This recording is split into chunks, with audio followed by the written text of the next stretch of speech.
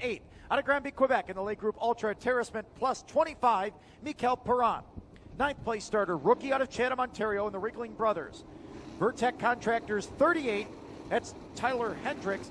And going away in 10th out of Rochester in the Relive Smokers Boutique, Danny Wilmus Enterprises 121 is Steve Glover. Another rookie starts in 11th out of Hamilton in the Route 54 Tobacco, Window Works, Weldstar Fabrication 2W, Lee Winger. 3 of the 4 guaranteed starters are in this heat race.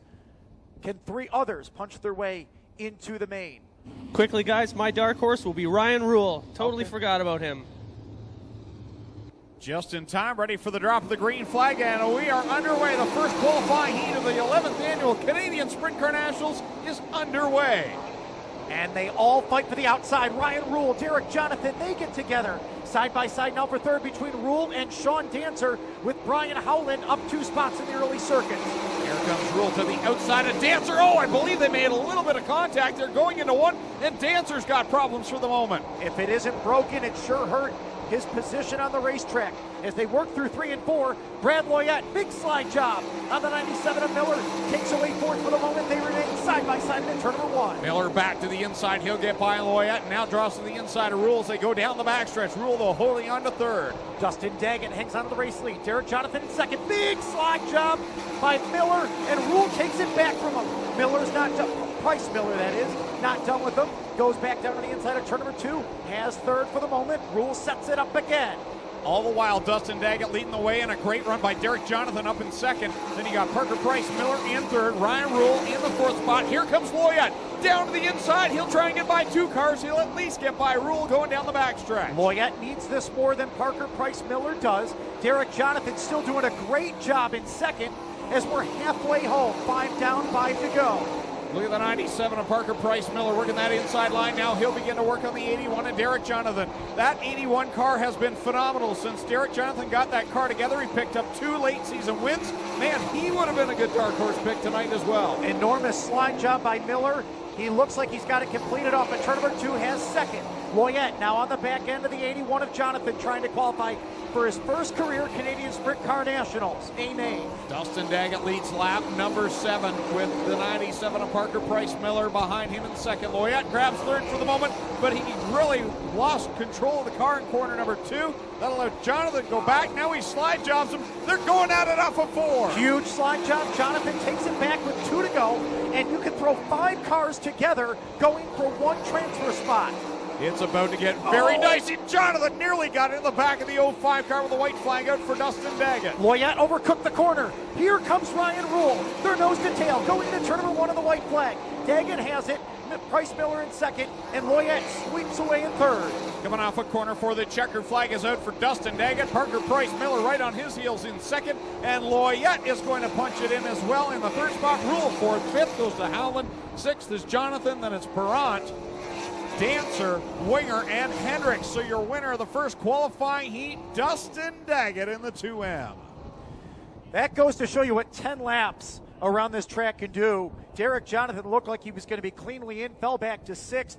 Dustin Daggett now has 6 career heat race wins in 11 tries. That puts him in a tie with Shane Stewart as the winningest drivers in heat race competition. And on Saturday night of the Canadian Nationals, Parker Price Miller will use that provisional spot because he will now start in 8th. He would not have had he gone on this 2nd place finish. And 3rd place to Brad Loyette. So Loyette will not have to use his provisional. Brian Howland may, though, as he will start from the B main, as will the rest of the field. Heat race number 2 is set to go.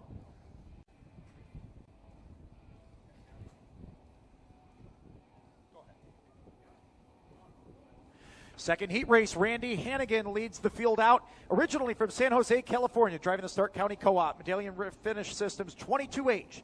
He's on the pole and to his outside. The winner here back in June in the Patriot event, now residing in Bradford, Pennsylvania, the bundle of Warmth Fire Logs, Performance Powder Coating number 35, the Juice, Jared Zimbardi. Row number 2 to the inside, a 3-time Canadian Nationals winner out of St. Mathieu de Belize, Quebec, driving the Foundation's Quatre Saisons, Pompage Mega. Industries FM, 28 FM, Steve Fireball Poirier. Cars clean out the engine. Get them set to go. Fourth place starter, the best appearing car, 17-year-old out of Harding, Pennsylvania, the mechanical service, number 79, Jordan Thomas. Former winner Sam Haferteep Jr. out of Sunnyvale, Texas, drives the Townline Variety 67 from fifth. Well, second in points this year here at Ohsweken. Todd Hoddick out of Cheektowaga, New York, starts in sixth of the 49. Sean Donath and Matt Tanner, two ESS regulars, start in row number 4. Darryl Ruggles in the 48 Junior starts ninth, with April Wilson and Kyle Frazier rounding out the field. Here we go, green flag on heat race number 2. A good start for Zimbardi there as he gets to the top side. Hannigan to the inside, but Zimbardi gets a good run out of corner 2 and takes the lead. And Hannigan stumbled off at turn number 2, Tommy. That was noticeable that something was not right with the 22H. Steve Poirier runs in second, and yeah, Hannigan's got a throttle issue. Yeah, something definitely wrong for Hannigan. Now Donath and Thomas in contact between Thomas and Hannigan there. Hannigan very slow down the front stretch. He may have to pull it in. It might be a fuel issue. He's stumbling. As soon as the car really should come to full song, it just lays down. Poirier in second, Sean Donath running in third on his customary bottom line. Meanwhile, Todd Hoddick has skated backwards. Sam Haferteep hasn't made up any ground either in the 67.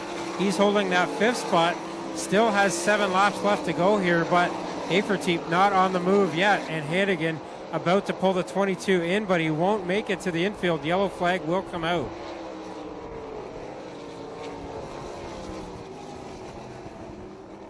Fans on the backstretch, if you are standing near the fence, please get away from the fence. Do not stand anywhere near the fence. We need you to get away from the fence. We have seen some crashes this year where cars have gotten up into the fence. We don't want you to get injured, so please step away from the fence on the backstretch. Thank you. Kind of a tough break caution for Jared Zimbardi as Steve Poirier will close up on him for the ensuing restart. Todd Hoddick, one of the guys, going to have some work to do. He's back in spot number 7 right now, your second quickest timer. And under this format, Tommy, your time means nothing once that green flag drops.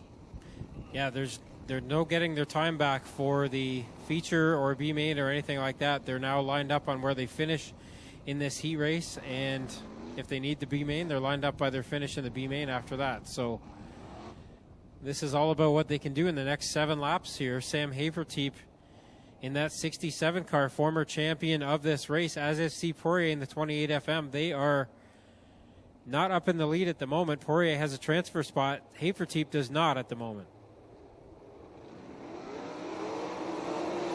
Back to green, Zimbardi and the rest of the field single file past the cone, and Poirier tried the slider or thought about it, didn't get it done, and now here comes Haferteep up to 4th. And Poirier back down to the inside, tries a big slide job. Zimbardi knows exactly who is there and holds him off for the moment.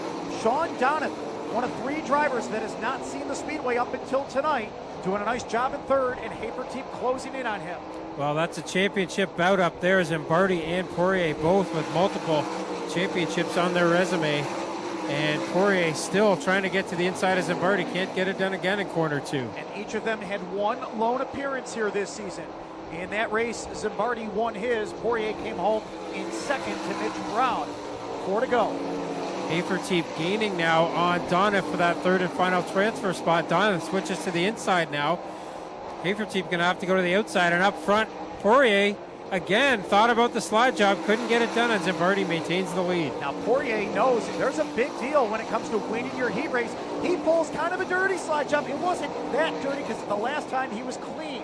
Poirier out in front, Zimbardi rides in position number 2, but Poirier did what he had to do, Tom. Yeah, and smoke big time now out of Donath's engine. And he may give up the 3rd spot. Car still under power here, but Haferteep is there for the 3rd and final transfer spot. I'd like to say it's oil on the headers, but boy, I don't know. He's got one more lap to see if he can hold off Haferteep and get his way in the show. They nearly make contact down the front stretch. Haferteep shuts the door off at turn number 2, but misses his mark, and Donath goes back after him. Yeah, it's slick down there in the bottom of 2. Up front, Poirier is going to get the win in heat race number 2. Then Zimbardi. Haferteep will get the final transfer, so Donath, Thomas, Ruggles, Tanner, Hoddick, Fraser, and Wilson will head to the B main.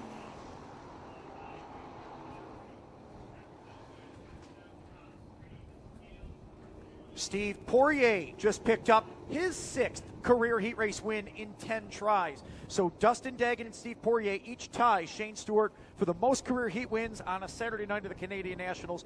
So guys, those two really weren't surprises in terms of heat race wins.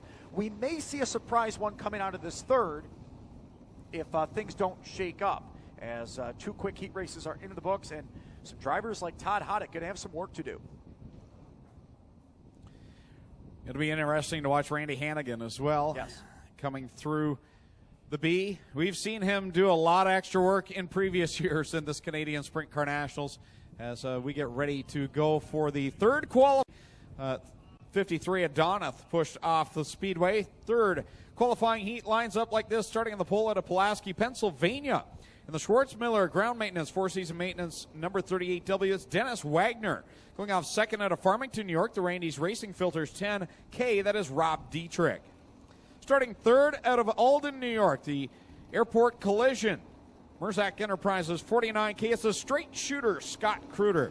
And lining up to his outside, going off fourth, the defending and 2-time Corpac Merchandising Sprint Car champion right here in Oshweek, the Case IH Rochester Nighthawks, number 0, the Oshweek Flyer, Glenn Styres. Starting fifth at Lima, Ohio, the Horseman Racing Triple J Dales Concrete 17H, it's Max Stambaugh. And starting in the 6th spot, his teammate to the outside at Cloverdale, Ohio, in the M&W Construction KL Ready Mix car number 17, it's Jared Horseman. Starting 7th out of Owego, New York, the Trackside Products Fuddy Duddy's Fudge car number 61 is Parker Evans. And going from the 8th spot, car 36 out of Ontario, New York, is Mike Helter-Stelter. The 91 is Ryan Turner at a Caster Center. Then we got the 6 of Curtis Gartley at a Thamesford, and the 43 out of Port Colborne, it's Scott Shirk. Again, get away from the fence on the backstretch, please. Step away from the fence. Here we go. Heat race number 3 underway. Green flag is out. Wagner will lead them down the front stretch. Here comes the straight shooter, Scott Kruder, into the inside with Max Stambaugh. Rob Dietrich with a strong move. Didn't run last night. He has been here a couple times this year. He's up into the 3rd spot, looking for 2nd on Wagner. Here comes Scott Kruder to the point, leading it on lap number 1 with Dietrich down to the inside as they work it down the backstretch. Wagner and Stambaugh right now going at it for that 3rd position. So Stambaugh and Horseman both in this heat race. Pretty hard to tell those 2 cars apart, and they're both about to be nose to tail here as Kruder continues to take off up front. Dennis Wagner came here for a couple of races late in the season, trying to make it pay off right now, but here comes Stambaugh to the inside of the 38W. So Stambaugh in the 17H back up into the 3rd spot now. Wagner fights back on the inside, and up front, Dietrich making a race of it for the lead. Wagner parks it off corner 2, almost contact there with Stambaugh. Nice run by Parker Evans. He dives it in deep, hits Dennis Wagner. Wagner spins the car, and Parker Evans will keep the car righted and into the 4th spot. Wow. And they are putting Parker Evans to the rear for that one. Drove in deep into corner number 3 and ended up catching the 38W of Dennis Wagner. Man, oh man, Evans was on a rail though, running very strong coming up from his 7th starting spot, getting there into the top 4, and now he'll have to go back to the tail. That happens, but hey, too bad for the 61 and even worse for the 38, so we'll see how the rest of this one pans out. Yeah, when you're in these qualifying heats, you are driving hard. You're driving for every inch. Parker Evans was trying to get that down in corner 3, and it cost him and Wagner. But it's going to be fun to watch him come from the back as he goes single file past the cone. Kruder got a good start there, got a bit of a head start, but Dietrich dove it to the bottom side, and again, he's there for the lead. Behind them, Gartley and Styres on the move, trying to get around Horstman. Styres splits through between Horseman and Gartley, but here comes Horseman and Gartley back down to the inside. Curtis Gartley has done so well here in this last month or so. Yeah, Gartley just timed that perfectly, waited for Styres to throw the slider on Horseman, and he got around both of them on the inside. Up front, Dietrich takes the lead away from Kruder, and that could be a surprise heat race winner tonight. Yeah, here comes Dietrich leading it down the backstretch. Kruder in 2nd, then you got Stambaugh in 3rd. What a run by Curtis Gartley in the 4th spot. Glenn Styres sitting there in 5th, and right now it's shaping up that he's going to need that 7th starting spot. Gartley is catching the 17H of Stambaugh, but Styres is now up on the top side trying to reel them both in. Not able to do much so far, though, as Dietrich continues to stretch it out with 2 to go. 2 more trips around for Rob Dietrich. Scott Kruder in the second spot. Stambaugh holding down third. But I'll tell you what, Curtis Gartley is staying right there in the tire tracks of Max Stambaugh. Yeah, the track conditions slicking off already here in heat race number 3. White flag out for Dietrich. Stambaugh now starting to catch Kruder for second. 1 more trip around, says Dale Shuneman. Dietrich already halfway down the backstretch, coming down through corner 3. The battle for second shapes up. Here comes Stambaugh to the inside of Kruder. That does mean a position or 2 in the feature, so Stambaugh now gets that spot. Dietrich gets the win. Stambaugh second. The third spot and final transfer spot will go to Kruder. Then it is Gartley, Horstman, Styres, Turner, Evans with a good recovery, then Stelter, Wagner, and Shirk. So the Randy's Racing Filters 10K of Rob Dietrich picks up the win, the driver out of Farmington, New York. Great run for him. And for Curtis Gartley, doesn't transfer in through the top 3, but a pretty good starting spot for him in the B main. And that's a good, it's the Rob Dietrich story. Good run for him. Picks up his first career Nationals heat race win. A driver that came here last year just on Saturday, didn't qualify, has, let me check the ESS career wins for him. He has 6, I believe, career wins. 8 career ESS wins, but had it now from the 6th spot out of Lancaster, New York, driving the Golden Automotive Totally Tools. Get some graphics, 00. It's Dean Lawrence. And starting in the 7th spot at Acaster Center, the KT Tobacco Six Nations Bingo Jerome Brothers Markets 19 at Corey Turner. Starting in the 8th spot at Thedford, Ontario, the Jericho Road Motorsports, Canary Lines, Roy's Auto Body, 3R, Shane Ross. And going off 9th out of Welland, Ontario, the Gibbons Contracting, Upper Canada Consultants, 14H, it's a Red Rocket, Jim Hoopinen. Starting 10th out of Syracuse, New York, the Grand Homes Construction, 13 of Keith Granholm. And going off from the 11th spot in the 10J out of Lake Milton in the First Alert Construction. Car number 10J, it's CJ Jones. So 11 cars in this 4th qualifying heat. You got to wonder how many teams were over there in the pits going, you know what, we got to tweak this car at the last second, get to the bottom of turn number 2. That's been the key. Green flag is in the air. Jan Bilodeau looking to do what he did last year with a good run here. He's leading the way with downtown Mitch Brown and Tommy Wickham going at it for second. Quick Wick up on the top of the racetrack. Again, Bilodeau, can he go 2 for 2? Mark Smith in Patrick Vigneault's 55 makes a big slide jump, and Alex Hill takes it right back. Bilodeau continuing to leave with Mitch Brown on the inside line of Tommy Wickham. And Wickham spins it down the backstretch. Troubles for Granholm. And the yellow flag will fly.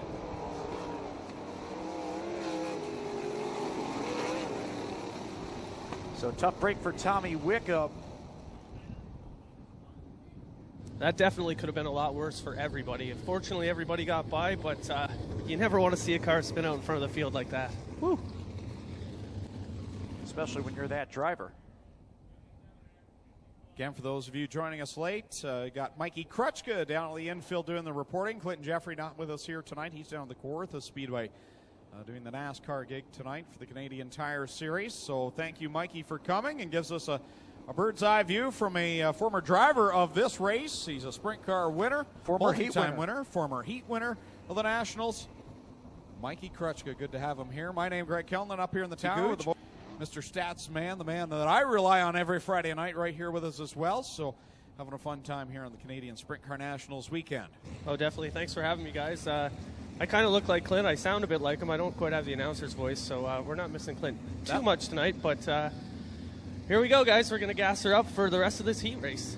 Coming back to the green flag, single file past the cone. Jan Bilodeau will bring them to the green. Well, Canadians from Quebec know how to go fast, but Mitch Brown peeks it to the outside and almost took the lead away, but he's got Bilodeau set up right where he wants him. That was an interesting line. He wanted to be in the bottom, but knew that he had so much momentum he had to change lines. He tries the outside here. Bilodeau closed the door for the moment. You know, Mitch hasn't had the best success when it comes to the Canadian National Saturday, in part because he's always been playing hockey. But right now, he's skating through the middle of the racetrack just fine. He's trying to get around the outside of the driver from Quebec, the 123 of Jan Bilodeau. Mitch Brown right there in his tire tracks. Mark Smith, meanwhile, is hooked up on the outside with Alex Hill right now running in the 4th spot. Mitch Brown going to try it on the top of 3 and 4. There is still something left there. You got to get to the bottom of 1 and 2, though. They're nose to tail going into turn number 1, and Brown keeps running the middle. Right now, really has no other choice. I don't think he'd like to be down there. That's where he makes a lot of hay on a regular Friday night. But here it comes. It's a 3-car race now as Mark Smith into the picture. All 3 cars would transfer, but again, starting spots are so critical. Now, Brown shut it down early, got back down to the bottom because Bilodeau has pulled away by 3 sprint car lengths. Mark Smith all the way to the rim, around the outside, and into second. He will grab that spot away from downtown Mitch Brown, and now Smith will work on it and try and get by Jan Bilodeau in the 123. Wow, Mark Smith came close to the wall if he didn't touch it. Well, Mark Smith has had his ups and downs here at the Ohsweken Speedway with 3 to go. Can he make the quick run off of turn number 2? It can be treacherous at times.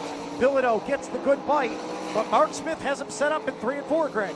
Here comes Smith riding the rim. Can he make it work? Off of corner 4, he does. 2 to go, and Mark Smith is your new leader. And Mitch Brown's learned something there as well. He's going to go to the top of the racetrack, but really the top 2 have been able to pull away. Mark Smith started well back in the field for this one, back in 5th, and he is 1 lap away from scoring the heat race win. One more trip around for the driver to Pennsylvania, leading the way in the Pixel Graphics, number 55. Jan Bilodeau in 2nd. Mitch Brown comfortably in 3rd. Spin in front. It's the 75 of Wickham. Bilodeau gets by. Checkered is out. Now actually he's going to keep it going, so we're going to be able to finish this one home. I think they called the yellow already, so a little confusion there at the finish. Mark Smith does get the win.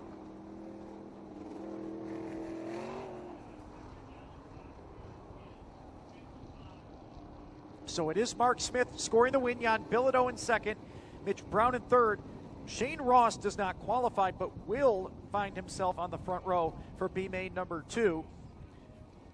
Then Corey Turner, Alex Hill, Dane Lawrence, Jim Hoppinen, C.J. Jones, and Tommy Wickham, with Keith Granholm unable to finish. Not even through all the qualifying heats yet. We're already at $1,300 in the 50-50, so make sure you flag down those sellers in the pink T-shirts.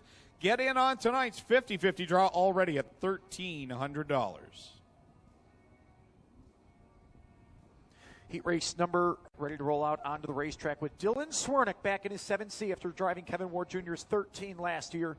The Portland, New York driver who finished 4th in this event 2 years ago drives the Tioga Construction entry in from the pole position. To the outside, Jason Barney, racing Jason from Brewerton, New York. The Schneider Packaging, EV Energy, Patriot Tank Lines 87 starts in position number 2.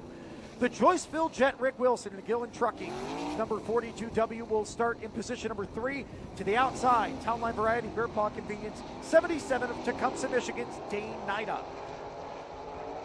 Etienne Girard out of St. Germain, Quebec, drives the Burt Transmissions, RacingStock.com, 422. He'll start in 5th with quickest Canadian, Dylan Westbrook, in the 47X, starting in 6th.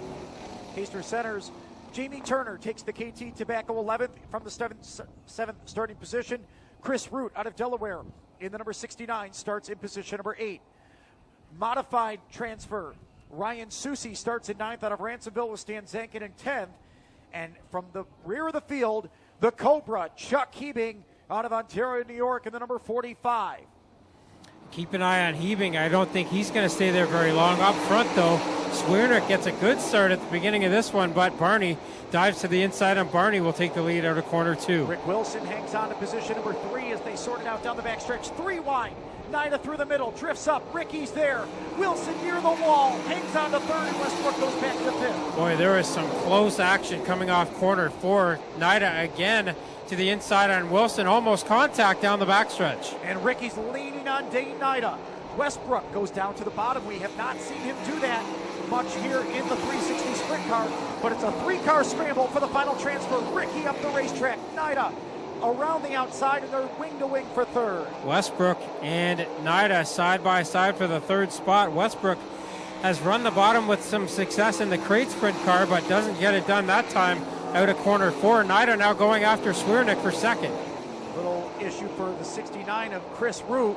Keep an eye on Dylan Swernick. He's fallen back into the clutches of Nida and Westbrook as the second, third, and fourth cars get closer together. It's all Jason Barney right now in the number 87, a driver with just one career heat race win despite all his successes here at the Nationals.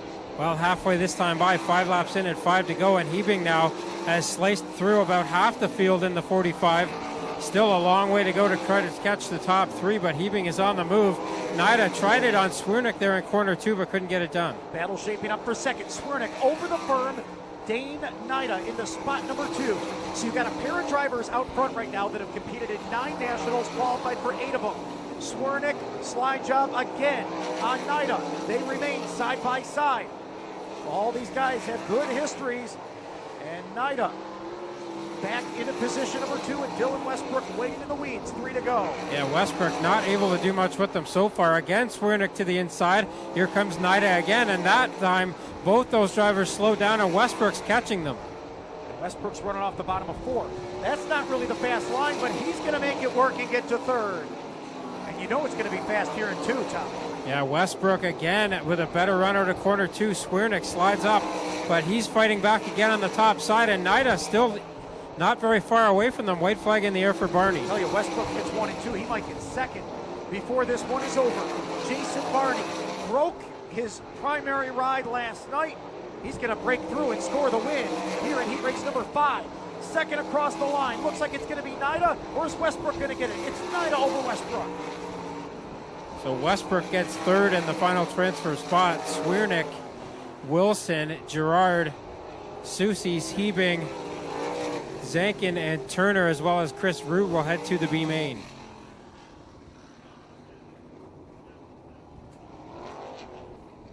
Well, Mikey's pick is locked in. He's got that win in the heat. How about Dylan Westbrook? I talked to him trackside before the night. I said, what would be a good night for you? Make the A main. Well, it's a good night for you, Dylan. And Jason Barney's second career heat race win in the Canadian Sprint Car Nationals Saturday night portion. A driver that has 3 podium finishes will start in the top 6. 6th and final qualifying heat coming out onto the Port Byron, New York, the 911 restoration. High side race where number 2, Dave Axton, starting second out of Conestoga, New York. In the Buell Fuel Stampede Steakhouse, number 19K, it's Paul Kinney. Going off 3rd out of Cicero, New York. In the Doneth Motorworks Einstein Construction Group, car number 10C, it's Paulie Colagiovanni. Rolling off 4th out of Montrose, New York, the JE Pistons. Carrillo Rods, King Motorsports 5B of Justin Barger. And going from the 5th spot out of Burlington, New Jersey, the Quality Auto Bodies, Fred's Trailer Repair, Mini Crete, car number 89 of Robbie Stillwagon. Going off 6th out of Archibald, Ohio, it's the 83 of Kyle Sauter. And then going from the 7th spot out of Antwerp, New York, the Route 37 Building Supplies, Felder's Roofing. L&J Landscaping, number 10 of Jeff Cook. Starting in the 8th spot out of Alton, Ontario, the Renway Energy of Freakin' Speedway Aero Express 5 of Keith Dempster. And going from the 9th spot out of Canandaigua, New York, in the Dan Wilmus Enterprises Champion Power Equipment number 48A, it's Alicia Ruggles. And going from the 10th spot out of Rodney, Ontario, the Vortex Insulation Triple X Chassis 7M, it's Justin Martin. Final qualifying heat. Who will be the next 3 drivers to punch their tickets in? Well, we'll find out here very shortly. 10 laps, the distance in this one. Dave Axton, Paul Kinney on the front row. Paulie Colagiovanni and Justin Barger, row 2. Robbie Stillwagon there with Kyle Sauter in row number 3. Then it's Cook and Dempster, row 4.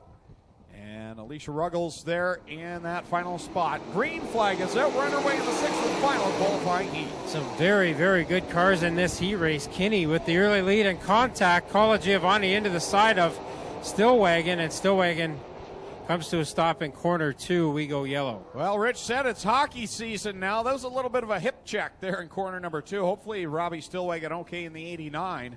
We'll take a look at the right rear on the 10 of Paulie Colagiovanni. It looks to be fine, no marks or anything on it, so I think he's going to be okay for the restart, but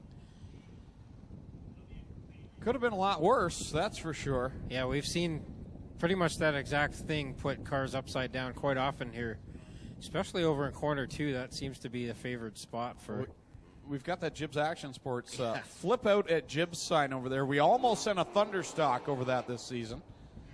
And actually, Mark Zubaugh in the last night of the year, I believe it was the final night. Yeah, he almost got went over his own sign. He got a piece of that sign too. So Mark away in Las Vegas this weekend. Missed him last night, but here we go on heat race number 6 again. Kinney on the outside, trying to get by Axton on the inside as they work side to side off of 2, very tight to the inside line. Here comes Souter in the 83 car. He's on the move on the top side. Tried to get a run on Barger that time. Meanwhile, Axton had a run on Kinney, couldn't get it done. Robbie Stillwagon on his horse trying to get his way from the back of the field. Works to the inside of the 5 of Dempster. At the front, it's Kinney, Axton, and Barger right now holding down the top 3. Jeff Cook took a run at Souter. Now Souter taking a run at Barney out of corner 4. They almost get together as that slide job almost went wrong. Wow, that was a close call off of corner 4. And then Cook slams the wall in the infield in the inside of corner number 1. Gathers it back up just in front of Robbie Stillwagon. Souter still working to try to get around Barger, who's holding that third and final transfer spot. Up front, it is Kinney pulling away by a good bit now over Dave Axton. This time complete lap number 4 as things continue to be dicey out there on the track. Kinney, your leader. Axton in second as Barger and Souter going at it. Wow, close call again. Boy, Barger tried to pinch Souter up there to try to pinch his momentum off. Kind of got it done, actually, as now Barger gets back to third. What a battle there for that third spot right now. And Souter on the outside flexes the muscle. He'll go back by Barger. So the New Yorker and the Ohioan going at it here for that third and final transfer spot. Souter cannot get out of corner 2. He did it a little better that time, and now he holds that third and final transfer spot and tries to go after Axton for second. Paul Kinney across the line. He's missing. One whale of a battle going on behind him as now Dave Axton's about to feel the heat. The 2 guys going at it for third might be going at it for second here shortly, as now Souter goes down to the inside of Axton and takes second. So Axton back to third. He's going to try to go back after Souter. Can't do it that time. He does get a run out of corner 4, and Barger falling back out of this one now. Barger running that inside line, trying to find a way to get inside the top 3 at the front. 2 to go for Paul Kinney in the 19K. 2 to go up front, and behind them, Souter now back to third. Axton spot back around them. Barger went back after Souter, and there Souter again to the inside on Axton. Almost contact out of corner 2. This race for about 3 or 4 laps longer. Robbie Stillwagon might be in the mix as well. He's worked his way back up there into the top 5. The white flag is out. 3 cars going at it for 2 spots. It's Barger and Axton now going at it for that final transfer. Barger has it for the moment. Here comes Axton fighting back to the inside in corner 3. Checkered flag is out for Kinney. He gets the win. Second is Souter. Third at the line will be Barger just by a nose. So that puts Axton, Stillwagon, Ruggles, Colagiovanni, Cook, and Dempster to the B main. So your winner of the 6th and final qualifying heat, the 19K, Paul Kinney, checks out, and a great battle amongst Souter, Barger, and Axton. So you put Souter and the 5 of Barger into the A main tonight. The rest will all go to the B main. Time to change things up. We're going to go stock car racing now. The 8-cylinder Thunderstock division onto the racetrack for the first of 2 qualifying heats on the evening. No points on the line. Pardon me, 3. And Fraser. Your 13th place starter is another rookie out of Chatham, Ontario, the Wriggling Brothers Vertec contractor, CF Industrial, 38 of Tyler Hendrick. And to the outside, making her 10th appearance in the Canadian National Saturday night, out of Joyceville, Ontario, the FK Rodens Gillen Trucking, 15 AW of April Wilson. 8th and final row to the inside in his first appearance here at the Canadian Sprint Car Nationals, the Elab Smokers Boutique, number 121 of Steve Glover out of Rochester. And rounding out the field, you heard Mikey mention him, Randy Hannigan, the Hurricane, originally from San Jose, California. In the Stark County Co-op Medallion Refinish Systems 22H. He will start scratch on the field in 16th. We said the top 2 make the show. That is correct. If you finish 3rd through 7th, though, you might make the little feature. 3rd through 7th make the little feature if your name is not Sean Donath, Ryan Rule. The front row for this one, Tommy.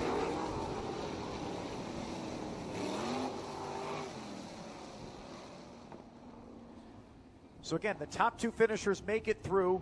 3rd through 7th go to the little feature unless it is Ryan Rule or Sean Donath. They have to make it in right now. Last chance for them, Tommy. Yeah, to be eligible for the little feature, had to run another 360 show this year. Those 2 did not. That's why they cannot be eligible for the little feature. Crawling up to the chalk line here, Randy Hannigan has not made the call. Here he comes out of the pits now, and we're going to have to go yellow on this one as Hannigan's car is not under power. Yellow needs to come out here, and it finally will. Hannigan tried to take the 22H up as far as he could out of harm's way there.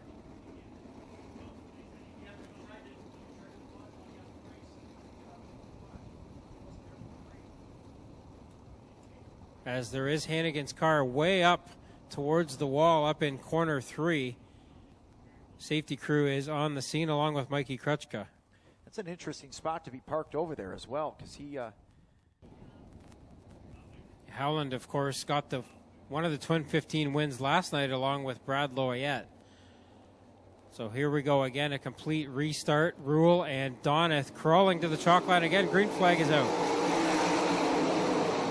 And 3 different grooves being utilized. Jordan Thomas through the middle.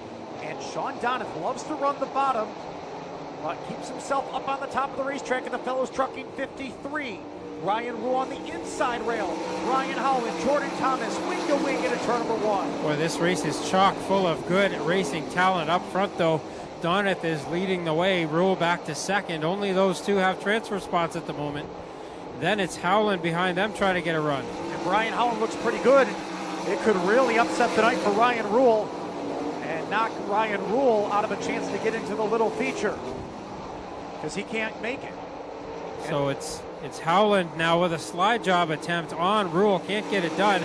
Rule now going after Donath into corner 1. But I think we've seen, Tommy, it takes more than one attempt to complete a pass with slide jobs. Howland has it set up now. Rule runs the outside. This one, not going to be able to complete it. He gives him room. He says, you know what, I still guaranteed. I still have 8 more laps left to go. And is the top coming back a little bit? Howland with a big run, and Rule just shut the door. Yeah, slid up in front of him out of corner 2. You might wonder why Howland's pushing so hard, even though he's got a guaranteed spot, but if he gets up into the transfer spot, he gets a much better starting spot in the feature, and now he's got that 2nd spot away from Rule. Yeah, he would be up to 20th, and that's important. Also important, Sean Dancer runs in 7th to put him in the little feature. And actually, I'm going to go back to 8th because Rule doesn't count.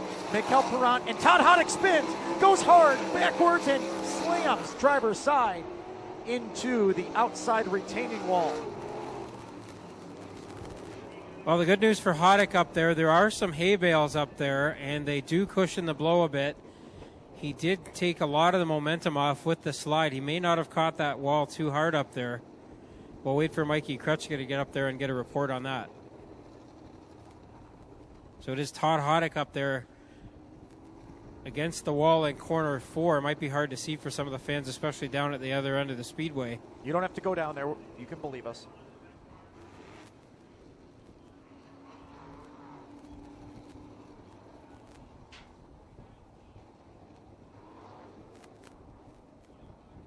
Well, a good caution for guys like Jordan Thomas, Derek Jonathan, Matt Tanner to get themselves back into the mix. Sorry, Howland's quickest time, make that Rule's quickest time in this race was a 15.0, so it's slowed down about a full second at the moment. But it sure looks fast under the lights. Well, they're still going plenty fast enough. Who will be the fastest? Donath and Howland bring them back to life. Jordan Thomas, he's in line, he's okay. And Howland's going for the race lead. Howland wants that lead away. That's another position or 2 that he doesn't have to make up in the feature, as Howland gets to the inside of Donath, who fights back strong out of corner 4 and takes the lead back. And he might have to deal with Ryan Rule. Ryan Howland really messed up. 3 and 4, and Rule will spin. Is he going to do the 360? No. Yellow comes out. I think he thought about it, but saw too many cars barreling down on him and decided that gassing it anymore would have been a bigger issue. So Rule will start from the back of this one.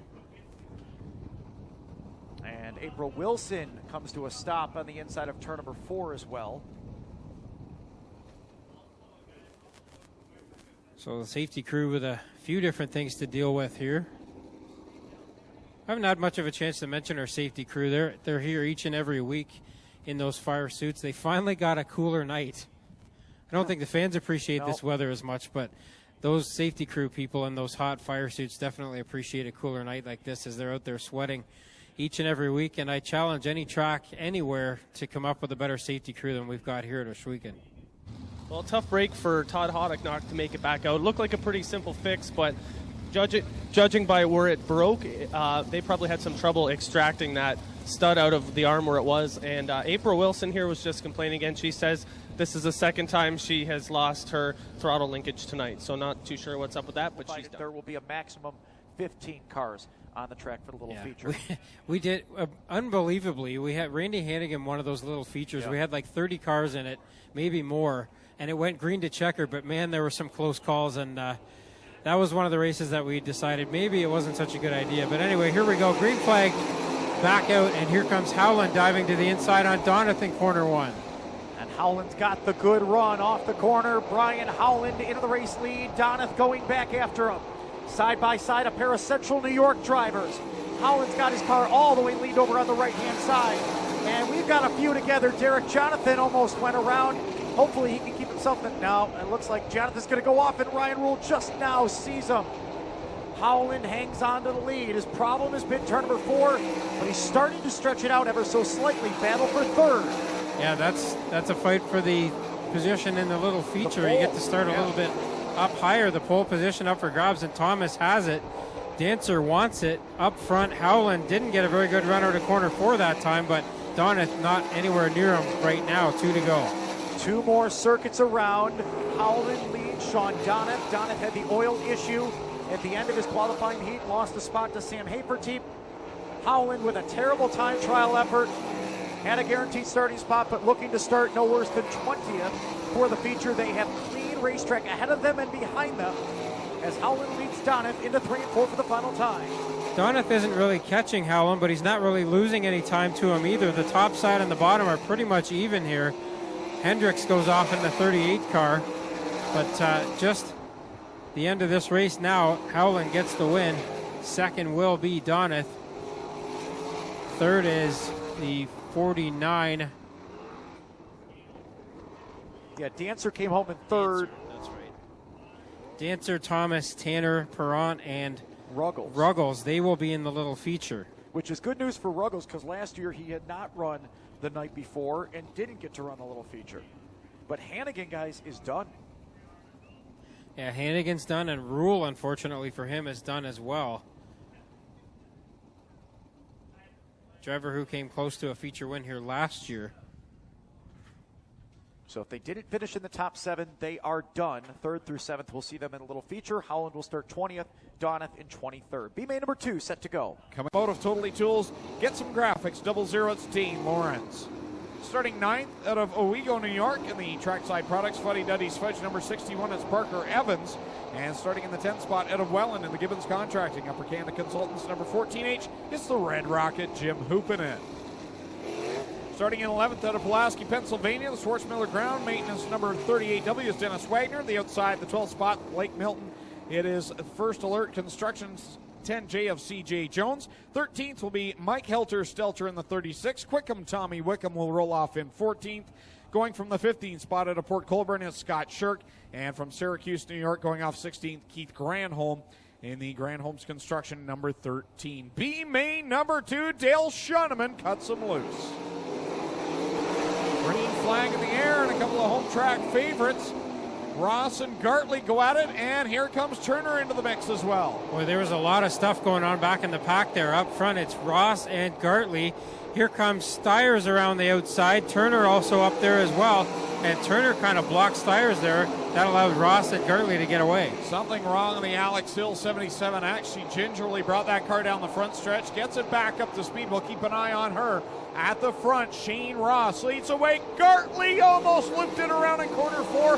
Keeps the foot in the throttle but loses 3 positions. Tough break for Gartley, who was looking to be a Cinderella story into the A-main there. The sophomore driver in the 6 car back out of the top 2 now. Still has a possible little feature spot if he can stay there. Big wheel stand now out of Ross down the front stretch. He gingerly takes it down into corner one, trying to run that inside line with Glenn Styres on the outside, trying to reel in the leader. Corey Turner right now sitting in third. Jared Horseman in fourth. And the battle for fifth, you got 3 cars going at it. It's Lawrence, Gartley, and Hoopinen. Ross again, almost with a wheel stand down the front stretch the last time. Up front behind him, it's Styres trying to run the outside line. Ross on the inside, then Turner, and is that Horseman behind them? Now Horseman gets pinched off of the wall by Corey Turner as he holds down the third spot. Horseman right there in the fourth position. The top 2, though, pulling away. Here's Styres to the outside of Ross. Top and bottom both good grooves here. Halfway, 6 laps in and 6 to go as Ross continues to lead. But Styres is there now. Ross slips in corner 2, and Styres, the new leader. Turner and Horseman both making an effort to try to catch up to the top 2. Styres grabs the top spot, but remember, he will not need this starting position. He's already got 7th locked up due to his win in the Triple Crown Showdown. But the other guy that just moved into a spot, Jared Horseman into the 17, not a real big surprise to see him running up at the top 2. Horseman with a very good run last night. This night didn't get in through a heat race. He's working on Styres for the top spot now with 4 to go. Styres leads over Horseman, and now into the mix is Dean Lawrence, who moves into the third spot as he gets by Corey Turner. That outside line seeming to be the quick way around here in the second B main. It's also treacherous, though. We saw Styres almost get up over the edge in corner 3 that time. Here comes Horseman to the inside. He's going to try to take the lead, and he will out of corner 2. Well, Horseman, now your new leader. He goes right back up to the top in front of Styres. Works it off of corner 4, sees 2 to go. Styres in the second spot, but now Dean Lawrence working to the inside of him. Yeah, Lawrence trying to force Styres to use that provisional spot, and now he'll take the second spot away. Turner on the move now in the 19. He takes Styres to the inside, now goes after Lawrence. One more trip around. Corey Turner needs to get by the 00 Dean Lawrence, but here we go down the backstretch. Horseman, your leader, Lawrence in second. Horseman working through some traffic here through corners 3 and 4 the final time. Horseman's going to get a feature starting spot. So is Lawrence. Turner, Styres, Ross, Hoopinen, and Wagner will go to the little feature.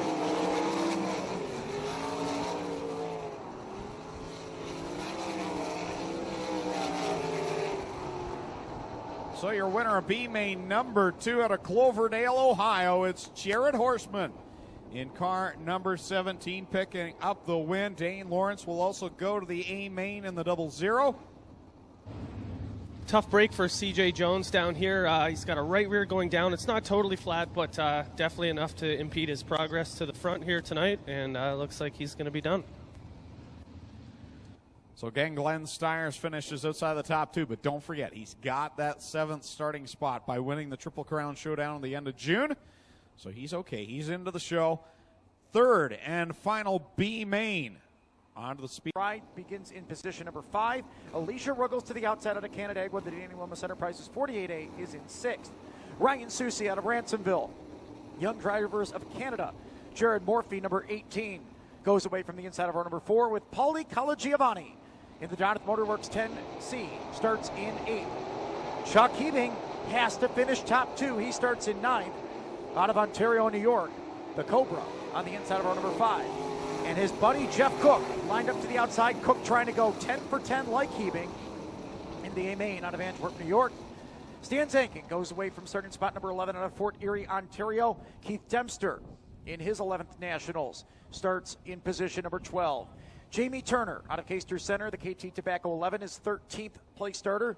Justin Martin was slated to go 14th. He is not out there. Chris Root will round out the field in the number 69.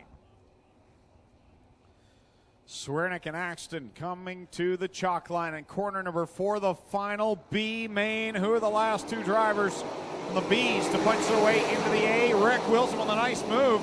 Jumps to the outside in corners 1 and 2 and gets a good run off the second corner. It's a log jam down on the bottom of the racetrack. And here comes Ryan Susi. He said, I'm setting this up for a slick track, and if it doesn't work, I'm screwed anyway. It's working out pretty well. But here comes Chuck Heaving, stuck to the rail down to the bottom, and Robbie Stillwagon's right with him. Battle for the lead. Ricky Wilson out in front. And here comes the Cobra.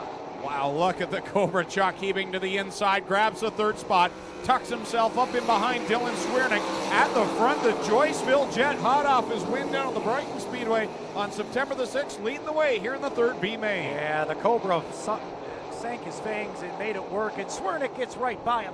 They had a great battle at the Canandaigua Speedway back on July the 2nd. Actually, it was Brewerton the night before on July the 1st. And right now, Heaving is out in front and going after Rick Wilson. Well, the night did not start well for the Cobra. Chuck Heaving, he ended up on his side over in corner number 4 in hot laps. He's battling for the lead here in the B main. Now, this has always been the Achilles heel for Cobra. He doesn't have to win this. He has to finish in the top 2, and he's pushing the envelope a little bit. And you know how Ricky will answer back. The Joyceville Jet down to the inside, overcooks the cushion, and the Cobra goes back by. These top 2, like you said, Rich, they don't need to be racing for it. They just need to stay in the spots that they are. And now the Cobra finally gets himself away from the Joyceville Jet. Give Rick Wilson. Give a call to Stan Zankin. He's up to 6th, has a good run going. Etienne Girard almost got into the side of Dylan Swiernick, and I'm sure Swiernick breathes a sigh of relief. Throws it in on the bottom. He is a slick track type of guy, but the car's really not set up to go through the middle. Meanwhile, Heaving rolling the top of the racetrack. I'm going to be interested to see. Oh, and Swiernick spins, keeps it going. He needs to stay in the top 7. That is critical. And by the way, Jeff Cook rides in position number 8.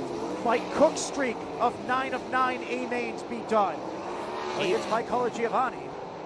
Heaving leads the way, Wilson in the 2nd spot. Then you've got Etienne Girard in 4th, and is Stillwagon, 3rd for Girard. 4th is Stillwagon, 5th is Zankin, 6th is Swiernick, 7th is Cook, and 8th is Ruggles.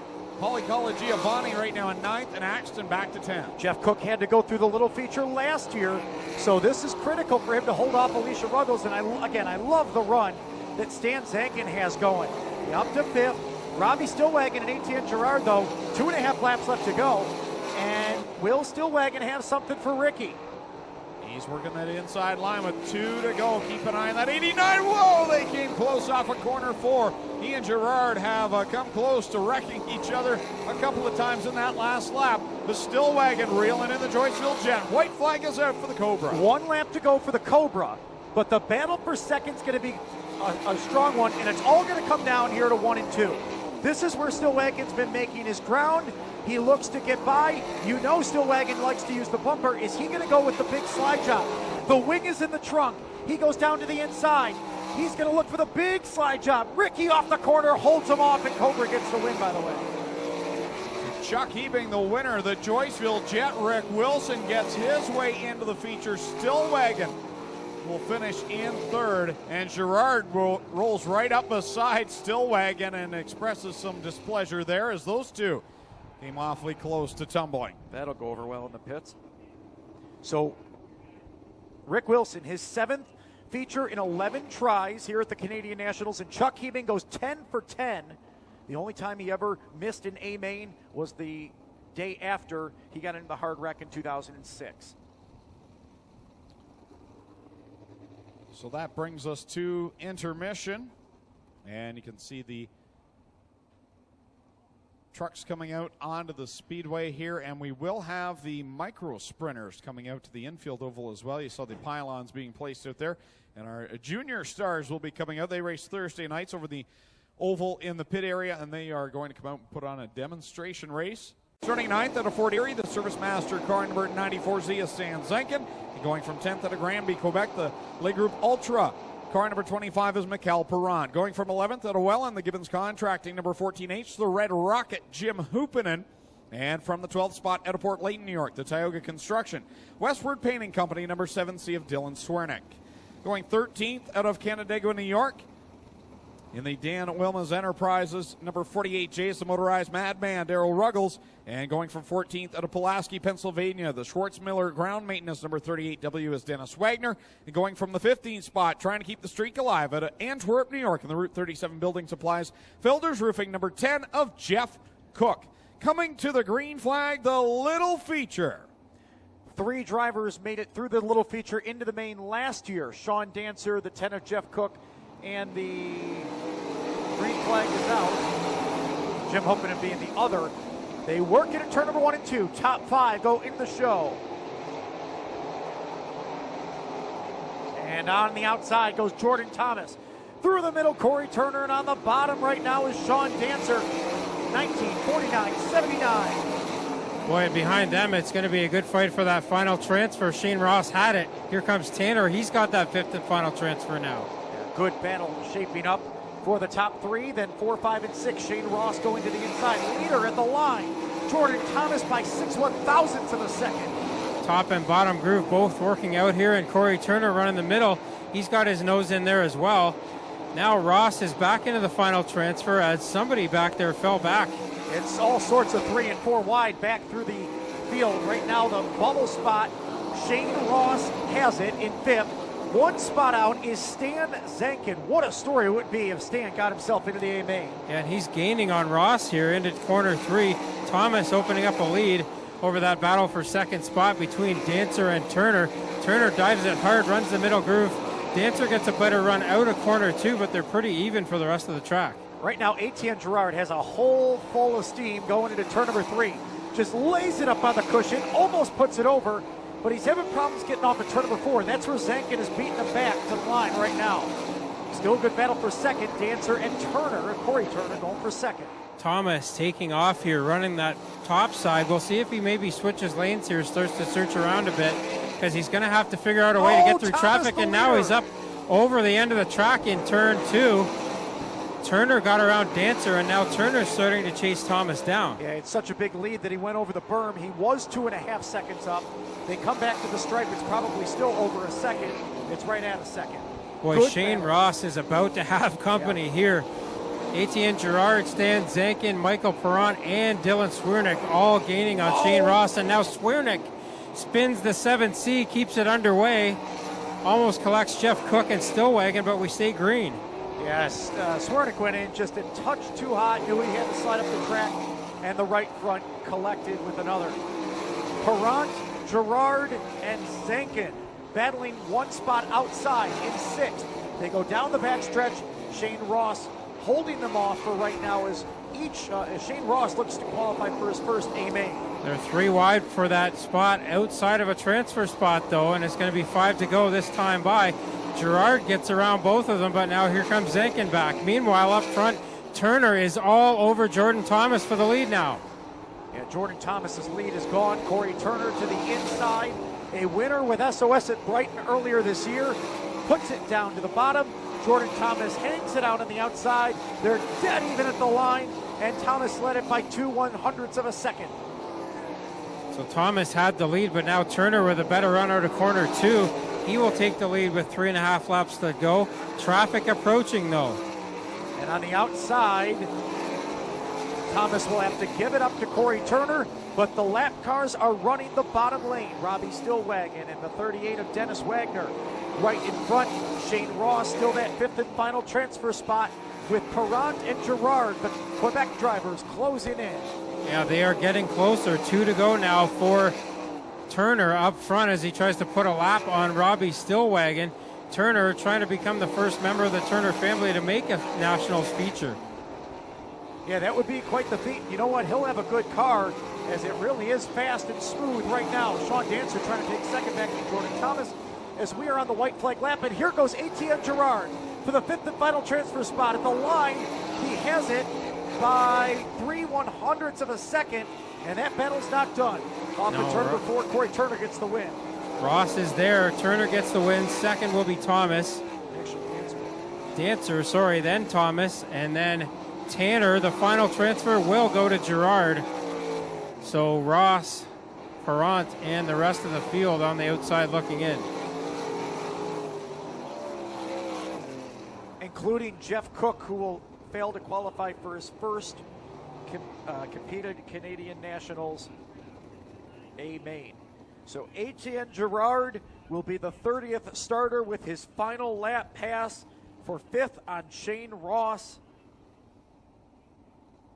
And taking home the win Corey Turner in the number 19, second-year sprint car shoe out of Caster Center, who picked up a win with SOS at Brighton earlier this year.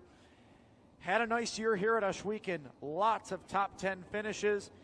And Mikey Krutchka, your former race car, looking good out there. Already he's climbed out of the car. We're going to give him the Mobile One checkered flag. Let's hear it for Corey Turner.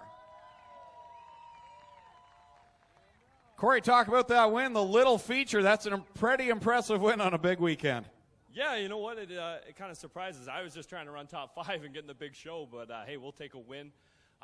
Jeff and the guys over in the pit area, they ground the shit out of the tires, and it really paid off. We could just drive right through the middle. I hope we found something here for the later feature, because I'd like to be standing here in about an hour and a half or so. Who would you like to thank for the win here tonight? First and foremost, KT Tobacco, Six Nations Bingo, VNR Recycling, all of our partners, especially Gail's Auto Aftermarket too. Anybody needs any car parts, you go out and see Gail. He'll get you set. There you have it. Corey Turner, tonight's little feature winner here at the Canadian Sprint Car Nationals.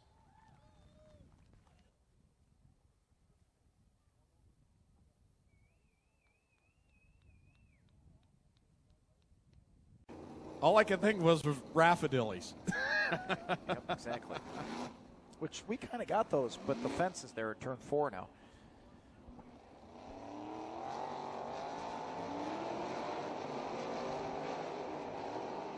The more it pays, the bigger it pays. No, the more you play, the bigger it pays. I say that one on Fridays. $1, It takes everything I've got to remember that one.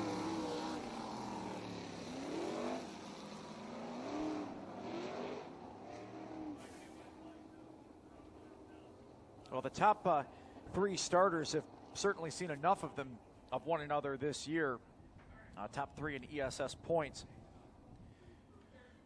Steve Poirier looking to start from the pole for, I believe, the 4th time in his career.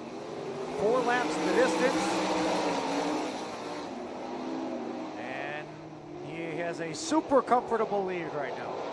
How much do you want to push the envelope here in this dash? You've got a big race coming. It looks like they're out there to win it regardless.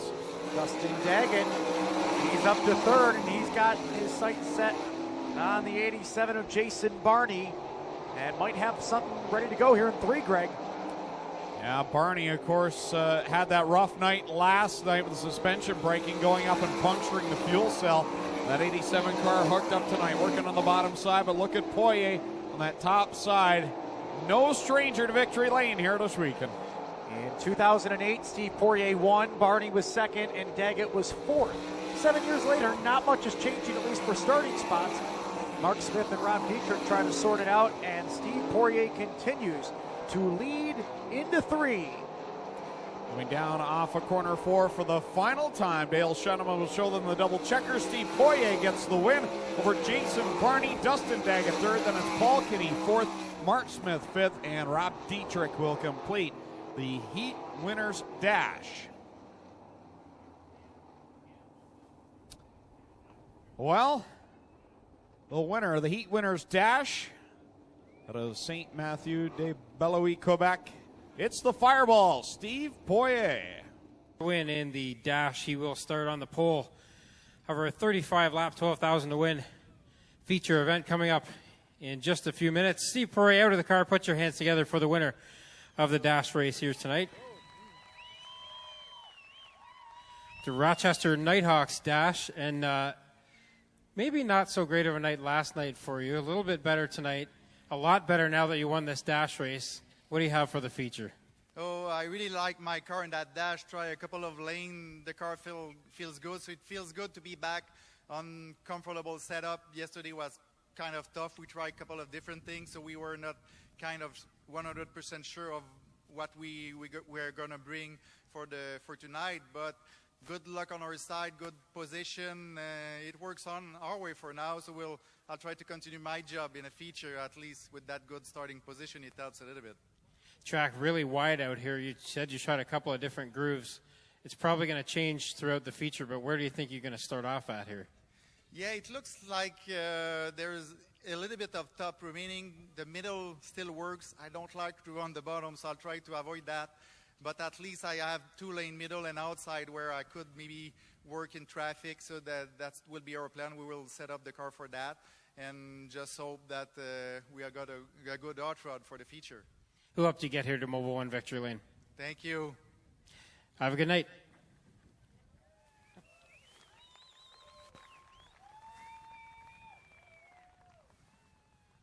So that is Poirier. He's your winner of the Dash race. Starts on the pole of the feature. Next up, I believe, will be our Thunderstocks. Or is it the little feature first? Little feature time.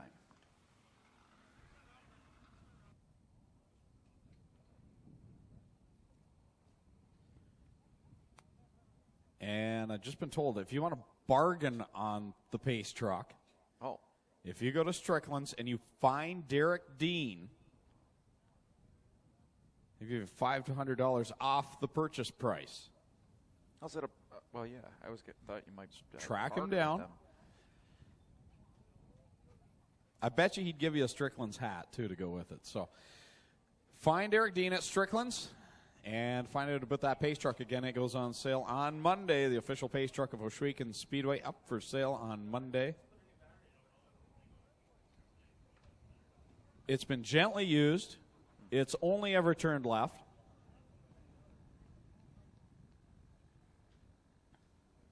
There might be some fireworks scarring on it, though. I'm not sure about that. It does not come with the fireworks in the back. Although that would be a huge incentive to buy that. Yeah.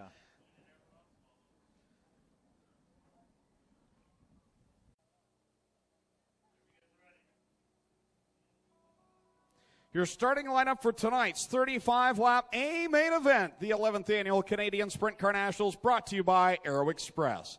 Starting 30th at a Saint-Germain, Quebec in the Burt Transmission. RacingStock.com, AA propane number 422, it's Etienne Girard. Starting 29th out of Stephentown, New York, the Reifenberg Contracting Sykes Enterprises number 90 is Matt Tanner. Starting in 28th, the best appearing car here tonight out of Harding, Pennsylvania, the Mechanical Service CSI Insurance. Car number 79 is Jordan Thomas. Starting 27th out of Delphos, Ohio, in the Dancer Logistics S&S Volvo. Car number 49D, it's Sean Dancer. Going off 26, winner of the little feature at a Caster Center in the KT Tobacco. Six Nations Bingo, Jerome Brothers Markets. Car number 19, it's Corey Turner.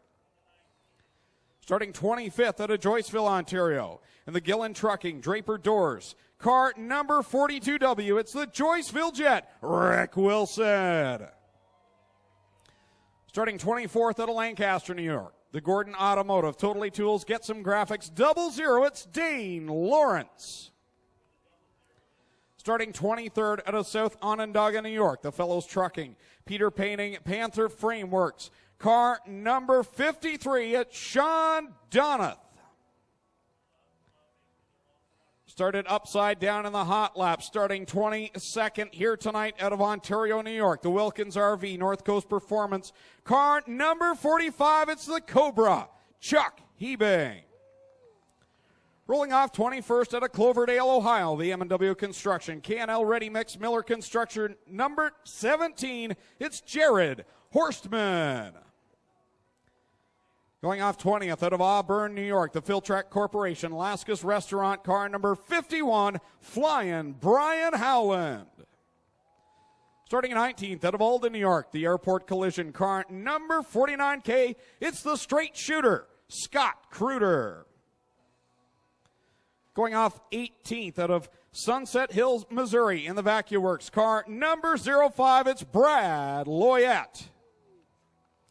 Starting 17th out of Montrose, New York, the J.E. Pistons, Carrillo Rods, King Motorsports, number 5B is Justin Barger.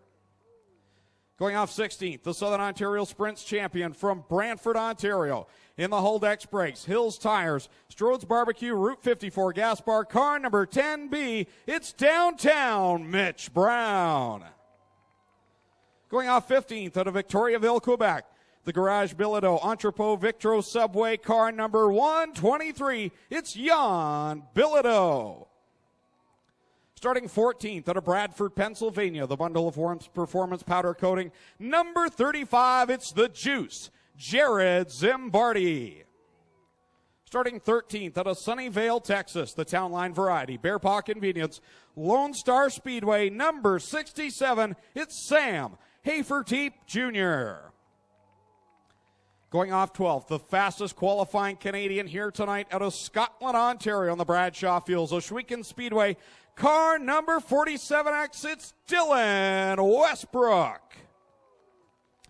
Going off 11th, out of Tecumseh, Michigan, the Town Line Variety, Bear Paw Convenience, Lone Star Speedway, number 77, it's Dynamite, Dane Nida. And now, starting in the 10th spot, out of Lima, Ohio, in the Horseman Racing, Triple J Dale's Concrete car, number 17H, it's Max Stambaugh. Rolling off 9th out of Archibald, Ohio, driving car number 83, it's Kyle Sutter. Starting 8th out of Kokomo, Indiana, the Town Line Variety, Bear Paw Convenience, car number 97, it's the law firm Parker Price Miller. Going off 7th out of Oshwegan, the Core Pack Merchandising Sprint Car Champion in the Case IH Rochester Nighthawks Lone Wolf Fireworks, car number 0, the Oshwegan Flyer, Glenn Styres. Starting 6th out of Farmington, New York, the Randy's Racing Filters car number 10K, it's Rob Dietrich. From the 5th starting spot out of Sunbury, Pennsylvania, the Pixel Graphics Foundation's 55 Mach 1 chassis, car number 55 is Mark Smith. Rolling off 4th out of Canastota, New York, in the Buell Fuel Stampede Steakhouse number 19K, it's Paul Kinney. Rolling off 3rd at a Grand Ledge, Michigan, the Richardson Farm Sweet Manufacturing number 2M, it's Double D, Dustin Daggett.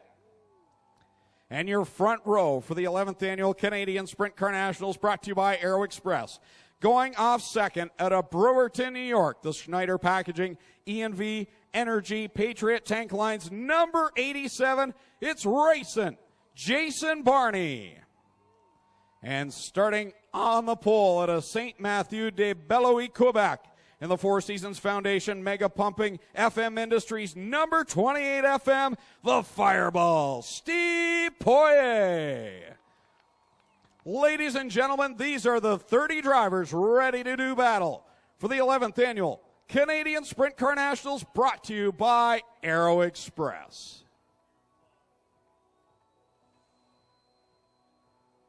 All right, ladies and gentlemen, these drivers are buckling in. We've waited all season long for this moment. Let's hear you make some noise. How many are ready for the 11th Annual Canadian Sprint Car Nationals?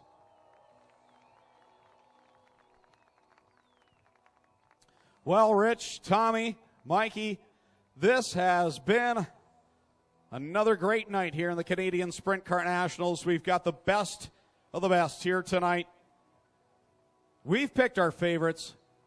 But I'll tell you what, 30 drivers, it's going to be hard to really know who is going to win this thing. Exactly. And, you know, last night played out with a lot of the themes that we've seen over the first now 11 years of the Canadian Sprint Car Nationals, a fast lockdown racetrack with a lot of slide jobs. Tonight, the slick track plays in as we've seen it in years past. When the B-mains come out, the bottom line comes in, and it gets a little bit quicker as the night goes along. But that top groove's still pretty good. And even though there's names up front that we have seen finish in the top 3 before, look at the middle of the pack and some of the guys that were odds-on favorites coming into the week. Tommy, 35 laps to get it done. Sam Haferteep, Parker Price Miller, Kyle Sauter, Dane Nida, these drivers are just waiting for the green flag to go forward. Yeah, and we saw Jessica Zemkin start 14th last year and get the win. If you look at row number 7 tonight, on the inside it's Sam Haferteep Jr., on the outside Jared Zimbardi. Neither of us would be certain. I don't think anyone here would be surprised if either of those drivers went to victory lane at the end of this one. So definitely all the way through this field, there is very good talent, and we will have to watch. Towards the back of the pack, Brad Loyette, another driver who probably will make a run through the field here. You're absolutely right, Tommy. Again, going back to what Rich said, being 35 laps, you know, if it gets to a green run here and the leaders can get into some traffic semi-early on, once you get to racing through traffic, and if they're racing hard with each other, they slow down a bit, and that allows some of these other guys to get up through. It's all going to depend really how the cautions time out. You know, if we get a caution every 5 laps, Poirier's going to be hard to chase down. Him and Barney are going to have a good battle, but 35 laps and a slick track, so it's going to be interesting to see how this pans out.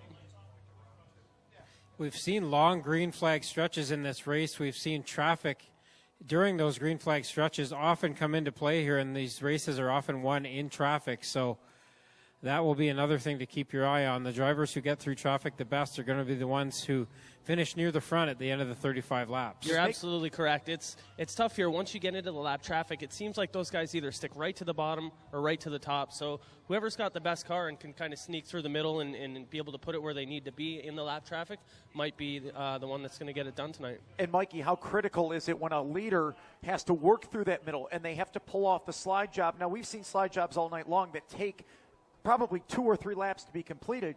When a lap car crosses you back over and drives back in front, and they have every right to. Oh yeah, absolutely. That's definitely tough sledding right there. But you know, when you're dealing with lap traffic, it works both ways. Sometimes the leader will get caught up, and you can catch up to him and maybe make a move on him. But the other most frustrating thing ever is when you're like, yes, I see they're about to get into lap traffic, and then the leader or the guy in front of you just squirts right through, and you get stuck up for a lap or two.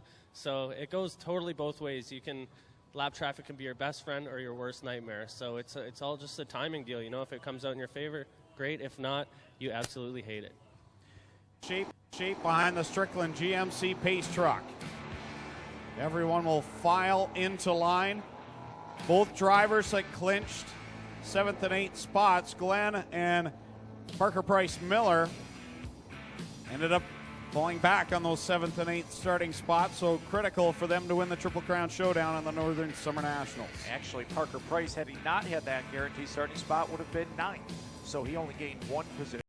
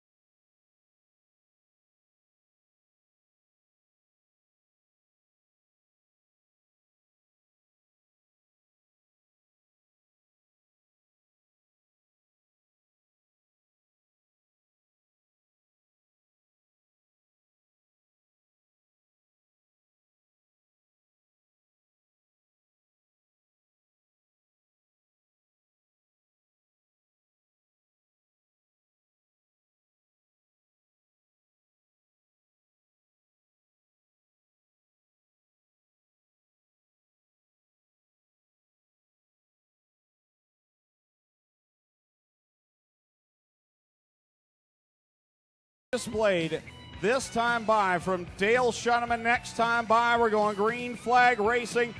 35 laps the distance. The winner will take home 12,000 big ones. 2x2. 15 rows of beautifully prepared sprint cars ready to come to life. Steve Poirier, Jason Barney on the front row. Dale Shuneman's got the green flags in hand. Ladies and gentlemen, you came looking for a show. Well, here you go. Let's end all the anticipation as we bring to you our feature presentation. Well, former winner Steve Poirier on the pole, a host of drivers behind him who've never won this event. Poirier leads them through corner 2 the first time. Wide back in the pack. Jan Bilodeau with a little bit of an issue. It's going to be interesting to see if he can get off the racetrack as Poirier leads. Daggett in second. The lap is complete, and Bilodeau's kind of in no man's land. Will he get off the track on the top? Yes. No caution yet. He stays under power, but now the yellow flag. So one lap is complete. Something instantaneously did not work for the 123. Jan Bilodeau, he coasted it down the back stretch and coasted now down the bank in corner number 3 into the pit area. And an issue, turn number 1. Actually, I did see that. I wasn't sure what it was when they went into corner number 1. I saw something fly. I wasn't sure if it was a tear off. It seemed a little early for that, but I could see something flying up in the air in corner 1, and I wonder if that's part of Jan Bilodeau's problems.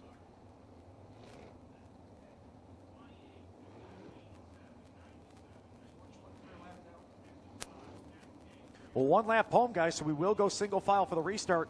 And Parker Price Miller is already scored in position number 4, up 4 positions on the opening circuit. And remember how we said it's a bad deal if an early caution comes out? Not when you pass 4 cars on the first lap. No, exactly. I was just thinking back to what you said, that early caution.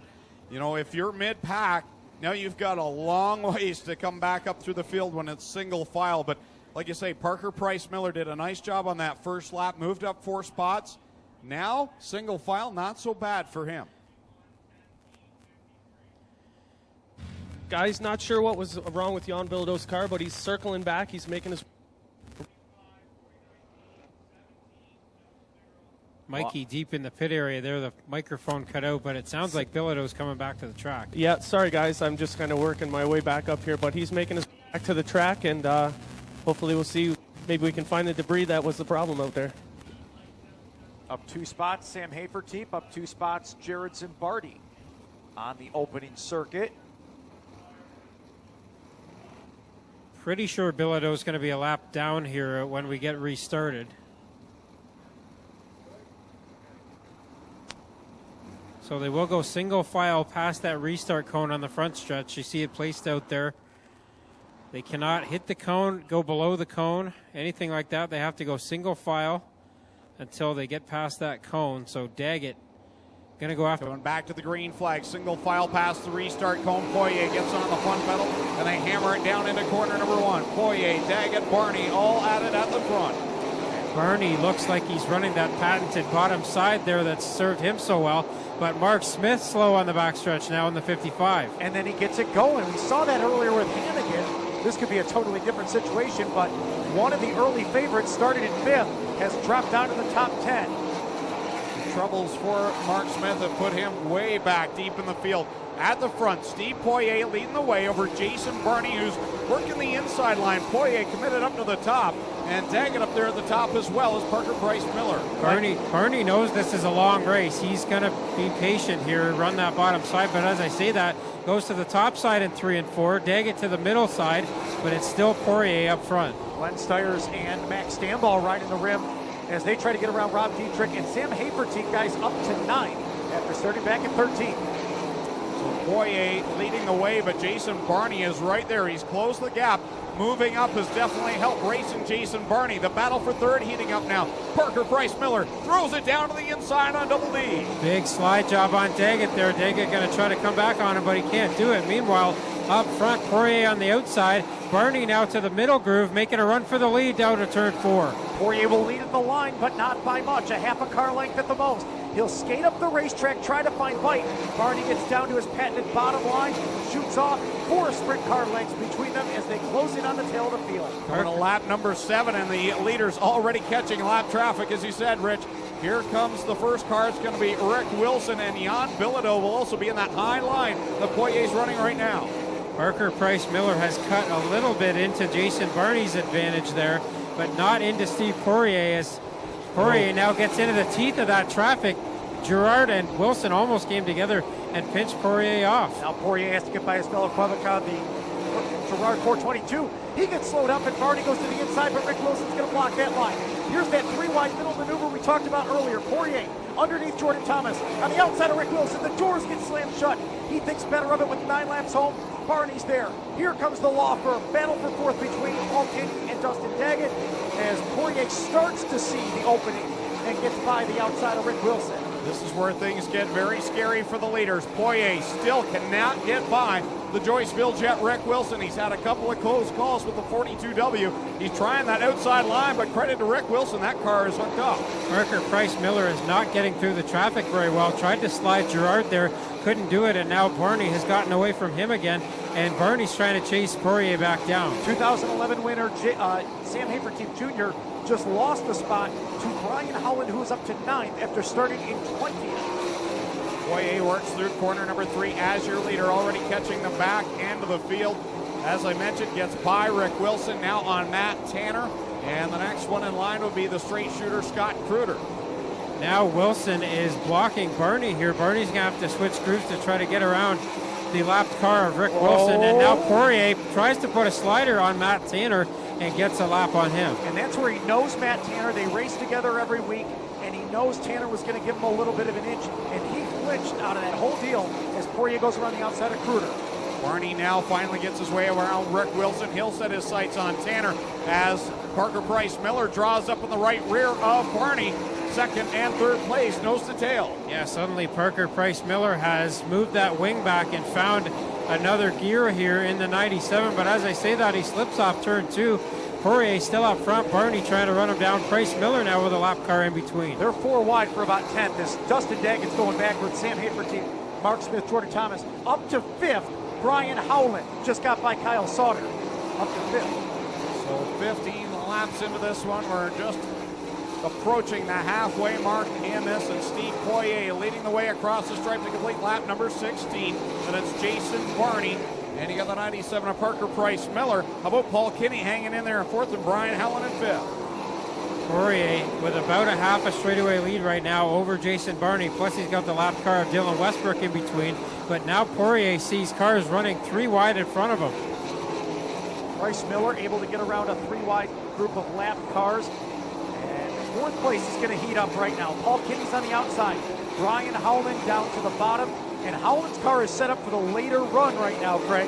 It is really tight with a high wing angle.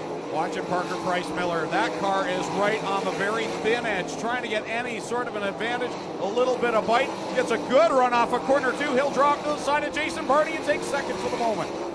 Barney tries to fight back here, but he slides up in turn 3, and Price Miller will have that spot. Poirier trying to put a lap on Dane Lawrence, as well as Jared Zimbardi and Glenn Styres in there as well. Styres running in Poirier's line, and Price Miller is chasing him down. 3 wide maneuver for Poirier between Styres and Zimbardi, and off the corner, can't get by Styres. Well, look at Parker Price Miller. He's right there now. He's pulled within striking distance of the 28 FM of Steve Poirier. 3 wide in front of him, though. So still 3 wide, those lap cars go. Price Miller trying to get around to make it even 4 wide here. Now they get sorted out a bit. Jason Barney starting to make a charge again. He's in the 3rd spot, goes through the middle of the team cars of Westbrook and Styres. And the battle for 4th, still a pretty good one. Paul Kinney down on the inside. Brian Howland trying to ride the rim. And they are a good distance over Mark Smith in 6th, and they're side by side for 4th. Just like Christmas, so many great battles to watch. You don't know what to unwrap first. It's exciting to watch. There's the battle at the front. You got Jason Barney, Parker Price Miller in the middle of it right now, going right back at it. The leader, though, has cleared himself a little bit. He's back to the back end of Jordan Thomas. 12 laps to go, and Brian Howland is still on the move here. He's to the back end of Jason Barney, looking for that third spot. Heavy traffic, though, as they try to get around Gerard and Westbrook. That's a great battle. Howland almost had third, and they're closing in on the second place Parker Price Miller. Poirier keeps clicking him away and has a little bit of breathing room for about the next 2 or 3 laps, guys. How bad do these guys want some bite on the top side? They're coming awful close to the wall, especially off of corner 4. They're trying to find anything that isn't rubber down, dry, slick. Poirier's up there, and Parker Price Miller is even farther out on the outside, but he still cannot catch the leader. But he, as I say that, he dives low in corner 2. Yeah, he finally tried to put a lap on Dane Lawrence there, but now Lawrence fights back. Price Miller on that ragged edge there, trying to keep that thing going straight. Dustin Daggett about to get lapped. He and Sean Donath right in front of the leader, and they are running his line. He has not had to deal with that much. Surprised none of us picked the fireball, Steve Poirier. We should have known. The multi-time winner of this event running out in front, but here comes the law firm. He's closing the gap again.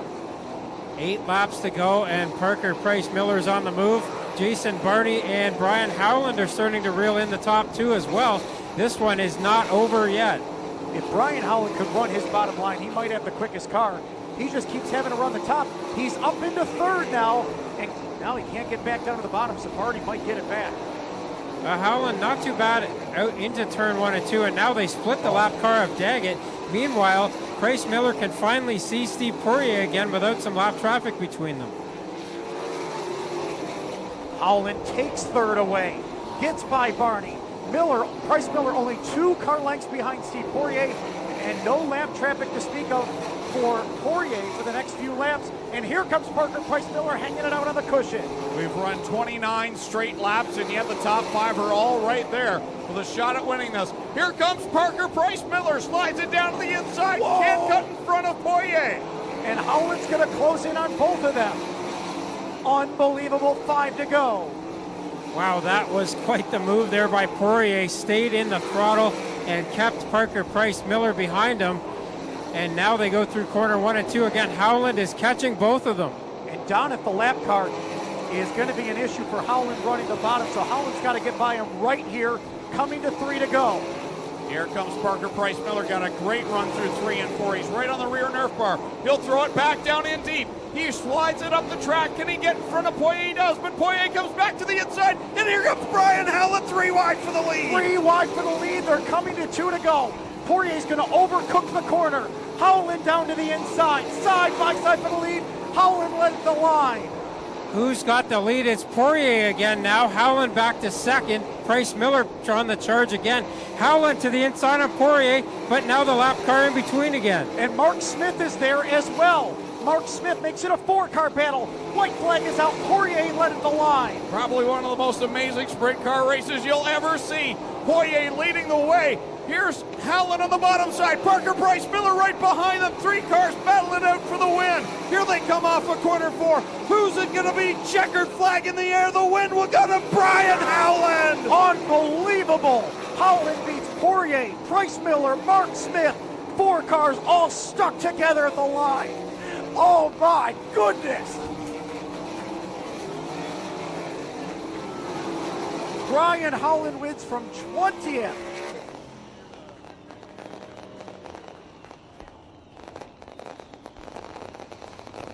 That was unbelievable.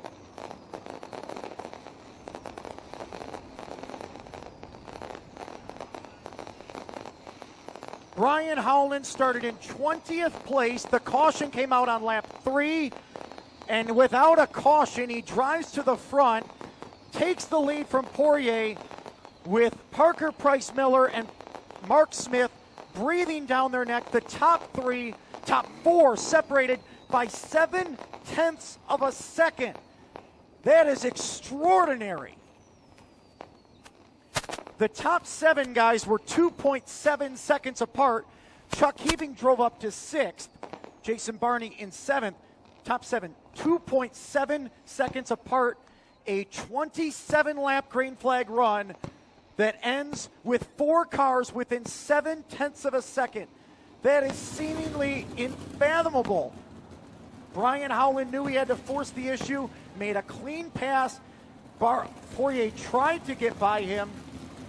They banged Nerf bars off the final corner, and the 51 of Brian Howland had a guaranteed starting spot, but won the B main, came up through, and for his third time in his career is a top 5 finisher, but most importantly, has his first career Canadian Nationals win.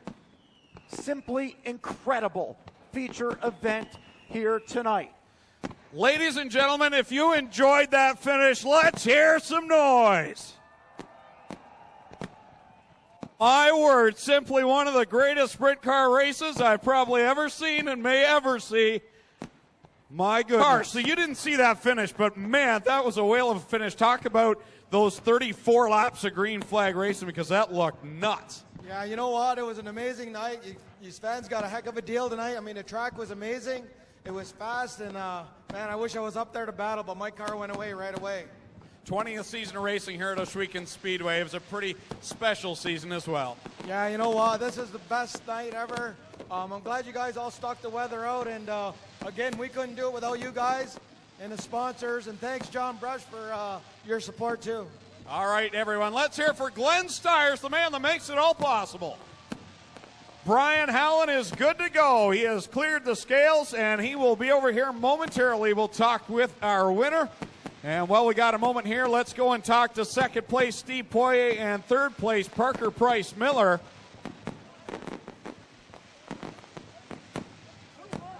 Let's grab Steve Poirier here. Steve, an amazing finish at the line, an unbelievable fight. Lap traffic really gave you fits tonight. Oh yeah, lap traffic was pretty tough. I thought at some point it helped me. I started to be loose with 15 laps to go, and I had a couple of good breaks with the lap traffic. Then I would kind of lose a couple of laps following cars. But I thought it played in my good for me, because a couple of times I saw cars sneak inside of me, and I could kind of have some clean racetrack for a while. I saw Brian was coming at the end. I tried to change my line a little bit, tried to give everything, push my wing back a little bit, but I was just getting looser. It was pretty close at the finish. It just half a lap short of that fourth win. Who would you like to thank for second place here tonight? Thanks to Stealth Race for the first time out with that new suit. I really liked it. Thanks to Kevin, Real, Luke that helped me this weekend, and great sponsor, Fondation 4 Saisons, Industrie FM, and Pompage Mega. Thanks a lot. All right, let's hear it for the Fireball. Steve Poirier, second place here tonight. And we'll grab the law firm, Parker Price Miller. Parker, we'll grab you out here, out in front, so the fans can see you. Third place tonight. That was one whale of a battle at the front. What all did you see? Yeah, I didn't know I ran third until about 10 seconds ago. I thought it was just me and Steve out there, and I guess the 51 got us on the bottom. He came out of nowhere, but congrats to him. Congrats to Steve. That was one fun race. I'm sure it was fun to watch, but didn't really want to finish third. Was looking for a win, but still a good payday, and got a decent-sized trophy for third. You've had a pretty good run here at Ohsweken Speedway and the Hills Racing Team. Who would you like to thank? Just need to thank Miles Hill, Alex for letting me drive her car, everybody a part of the Hills Racing Team, Trevor and Cam, they were a part of my team today. We had 4 cars running, so it was pretty hectic back in the pits, but I need to thank all my guys, my dad for driving me up here, and just everybody behind the scenes. It's what's get us done. All right, let's hear it for Parker Price Miller, third place tonight here in the Canadian Sprint Car Nationals. Here's flying Brian Howland. He's got the car out here on the front stretch.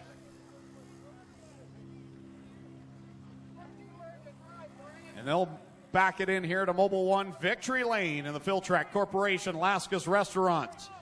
Car number 51. Hey, Dale. Awesome. The $12,000 check from Aero Express is down here on the front stretch. And a trophy taller than Tommy Googe waiting for the winner, Brian Howland. Okay, you're a little taller.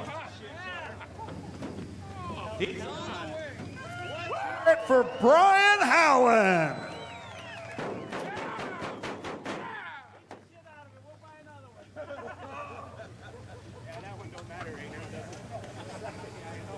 The crew said, don't worry about that top wing. We'll buy another one. They got $12,000 to buy another one. Hugs from the crew down here in Victory Lane.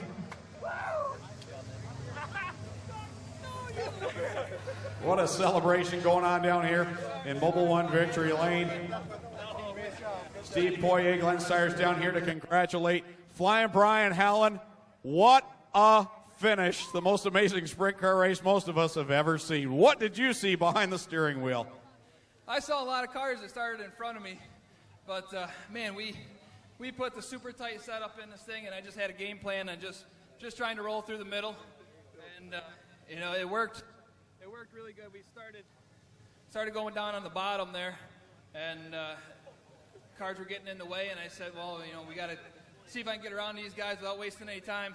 I kept checking the leaderboard. I saw I got into 5th there, and I could see the other cars up in front of me, so it was just digging, and man, things got to work out right in order to get this win, and we had luck on our side. At the beginning of the night, I thought we used up all of our luck last night, but man, that's awesome. This is a track where you've had some good luck, but you've also had some very low lows here. Talk about how sweet it is to pick up such a huge win at Oshwegan. Well, when you see the field and you have Steve Poirier and Dustin Daggett, Jason Barney all up in the front, and so many others, Sam Haferteep, and just everybody that was up in front of me, and the cars behind me, they've all won races. Everybody was just, it was just a fast field of cars, and to come out on top of it, it's a dream come true. It's a bucket list, and we finally did it. Who would you like to thank for the big win? Oh, all my guys. I don't know how many times they changed the setup between the B main and the A main, but holy smokes, they guys they work so hard. Filtrek Corporation, Laska's Restaurant, Gary Culver, Dan Demery, Fruit Farms, Mike Emhoff Motorsports, the Roush Yates Ford, Moss Engines. It's just everything just came together on one night. Could be a pretty big party, I'm sure. Yeah, I don't know if we're going to make it home tonight. All right, let's hear it for Flying Brian Hallen, tonight's winner of the 11th annual Canadian Sprint Car Nationals, brought to you by Aero Express. Well, one last time, folks, for you that are still here, let's hear it for these drivers. They put on one whale of a show. So that brings to a conclusion our 20th season of racing here at Oshwegan Speedway. It's been a phenomenal year. The first ever running of the Triple Crown Showdown. We had the Super Dirt Car Series, big blocks in town. Go Nuclear late models. Stuart Friesian picking up the big win with the World of Outlaws.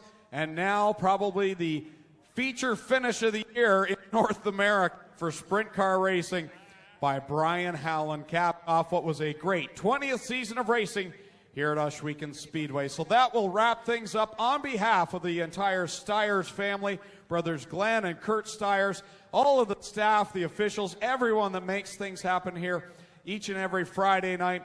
And on behalf of my co-announcers here tonight, Mikey Krutchka, Rich Vlack, Tommy Gooch, I'm Greg Kellnan saying so long. Thank you for making our 20th season so phenomenal. We'll see you right back here in May of 2016.